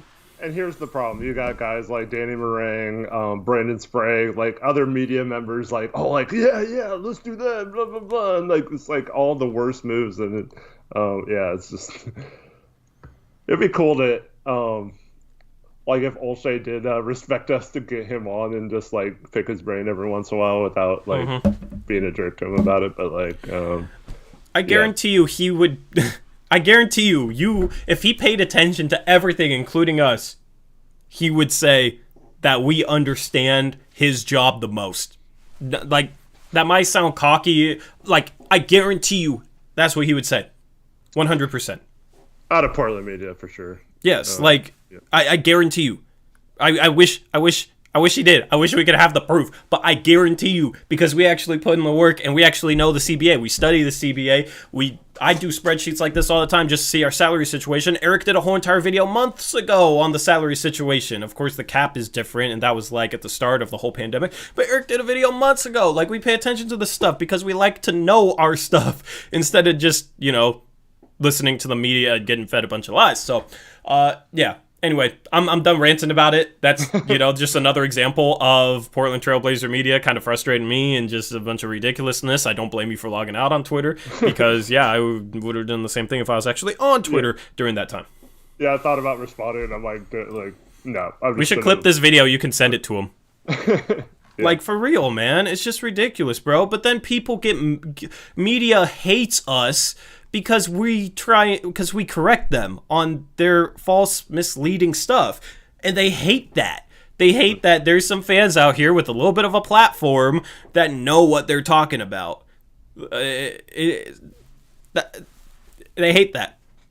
But it's not hard for them to know what they're talking about either. You know what I mean? Like, if they hate that, they should go, pay more attention. Or they should actually, listen to us. Because I don't know. Instead of just thinking we're a bunch of idiots that don't know what we're talking about.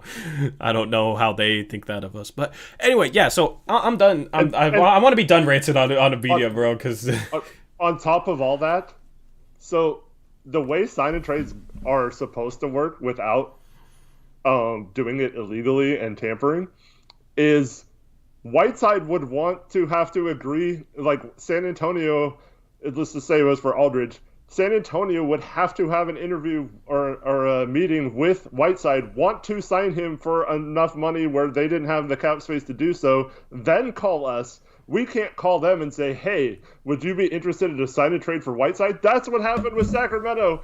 And that's why they're being investigated, and it didn't work out. And then Bogdan wasn't even told about it, and he's like, "No, I'm not signing for Milwaukee for that amount. Like, I want more money, and they can't give it to me." Like that's not how it works. You can't sign and trade your own free agents to other teams for other players. You can only do it if another team wants to sign him, and then it works out like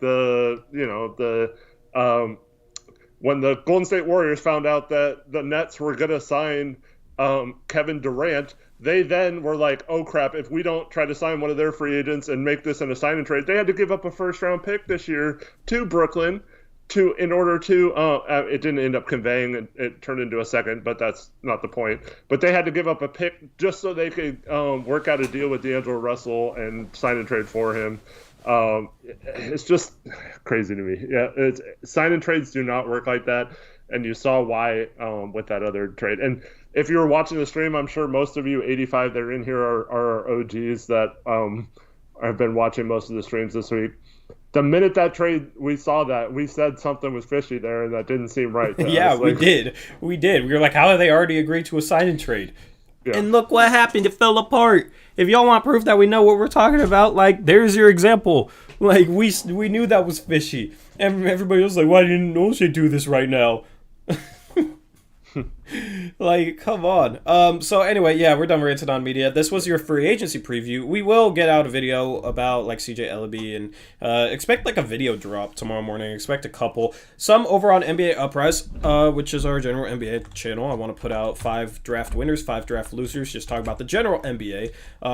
So here's the link for that channel. If you go and subscribe, I would greatly appreciate it. That would be amazing. Subscribe to this channel if you haven't already done so. We're trying to grow our streaming channel as well. We're going to preseason post-game shows I'm thinking about doing on this channel instead of the main channel for preseason post-game shows. So definitely subscribe over here. I assume most of you already are, but for those of you who aren't, go ahead and hit that subscribe button. Yeah, expect a video drop tomorrow, a couple over on NBA Uprise, maybe 1, maybe 2 over here on Blazers Uprise. I'm going to grind tonight and try and get you some content kind of recapping the draft, previewing free agency. We will be live 2:45 p.m. tomorrow on the main Blazers Uprise channel for our free agency stream. I'm looking forward to it. Hope you guys can make it. We'll recap everything that happens with a Blazer-centric focus, but of course we'll recap and talk about some other moves and whatnot. Tomorrow, you want to like talk about some of the trades today in the preview tomorrow, Eric? I kind of want to wrap up the stream. Yeah. I mean, there was a few weird trades today. Yeah, you had Kelly Oubre to the Warriors. It'll be interesting to see how he fits. He's kind of like, I assume they're going to start Wiggins at the 2, Oubre at the 3, which is kind of interesting, I guess. And so between Oubre's contract and the tax bill, it cost them like $82.4 million, that trade. Insane, man. I know, that's insane. And then that's why they're trying to get 50% attendance at the stadium this year to recoup I do not. I'm glad we traded for Rocco versus Oubre. And another thing, so I see that was the other thing that triggered me with media today. So everyone was like, "Oh, look, Golden State knows how to use a trade exception. They got Kelly Oubre for like a first that's going to maybe turn into 2 seconds, right?" And because I don't know if you saw the protections on that. Yeah, I did. But so listen, the Warriors last year had to give Memphis Andre Iguodala and a first-round pick in 2024 that's only protected top 4. In 2025, it's only protected top 1. And in 2026, it turns into unprotected. They had to do that to get under the hard cap to take on D'Angelo Russell last year. So they gave up a first in that to get the trade exception. And then they gave up a first, possibly 2 seconds, to get Kelly Oubre. So the people who are saying, look, Golden State gave up a couple seconds for Oubre and we gave up 2 firsts for Rocco, that's not correct. They gave up Andre Iguodala and 2 firsts, possibly a first and 2 seconds. So that's basically the same value we gave up for Rocco, and I believe Rocco is a much better player than Oubre. Yeah, and our trade player exception doesn't fit Oubre at all. It can't even affect Oubre's contract at all. So we'd have to trade out Rocco for Oubre in that vein too. So yeah, Ed Davis got cap dumped to New York for a couple of seconds to try and open up the full double exception for Utah and create a little wiggle room there. What else happened? Those were the only 2 trades today, right? Or did something else happen? There was the weirdest trade I've ever seen in my life, and okay, so Detroit drafts Killian Hayes, Sadiq Bey, Isaiah Stewart. Loved their draft, but I don't know what the heck they're doing. Like, so they traded Tony Snell and Kyrie Thomas for Dwayne Dedmon. No picks. They just took on a worse contract for no reason and gave up a young player. I mean, that's not saying Kyrie's any good or anything, but like what? Why would you take on it's got a $1 million non-guaranteed the next year too, so they have to have $1 million count against their cap the following year on top of taking on a worse contract this year. That makes no sense to me. They didn't get a pick or any sort of asset to do it. I don't know why they would do that. And then it came out that they gave up 4 second-rounders in the Luke Kennard trade, and I don't know why they had to give up that much when they were giving up the best player in that trade too. Yeah.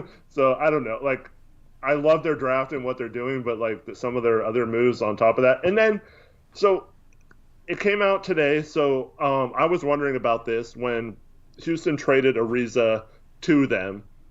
They have cap space technically to absorb him, right?